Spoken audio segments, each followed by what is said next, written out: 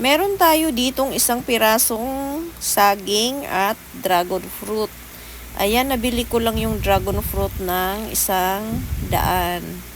Tapos yung saging, ayan, tinago ko yan sa ref. Binalot ko siya ng tela para hindi madaling malata. Mga ilang araw na yan nakatago. Isa-isa lang kinukuha namin. Isang araw, isang pirasong saging. Ayan. Tapos iyan yung ating dragon fruit.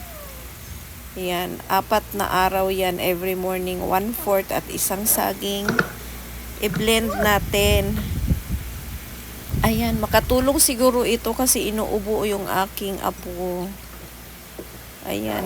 Gustuhan naman niya ito. Ayan. Lagyan lang natin yan ng 1 cup na tubig. Tapos i-blend natin.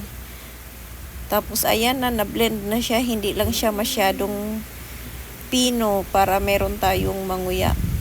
Ayan, nagustuhan ng aking apopot. Ayan, inom-inom kami ng dragon fruit and banana. Wala siyang sugar, walang milk, ano lang. Tubig lang ang nilagay ko. Matamis na siya. Kasi matamis yung dragon fruit at lalo na yung saging. Ayan, sana makatulong sa ubo ng aking apupot. Mukha namang hindi na lumala yung kanyang 1 araw na siyang inubo. 2 araw sinipon, tapos 1 araw inuubo. Sana ma-okay na siya bukas para hindi na siya madala sa doktor. Ayan, nagustuhan talaga niya yan. Tapos pinipigilan pa niya ako pag ako na ang iinom. Tuwang-tuwa siya. Ayan, tingnan mo. Nagustuhan talaga niya yung dragon fruit and banana.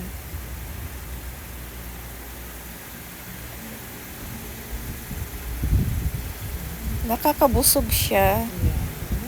Parang ang tagal ko niyan hindi nagutom. Kasi ayan, naubos ng lamin niyang 2. Ayan. Yummy, yummy. Yummy, yummy ang aming dragon fruit and banana shake. Matipid naman siya kasi yung dragon fruit malaki. Tapos 4 na beses ko yun gagawin tuwing umaga. Depende kung manghingi siya. So mag-shake na naman. Ayan, thank you for watching, guys. Please support my reels, my Facebook. Ayan na, oh. Meron na siyang mustas ba yan? Tawag.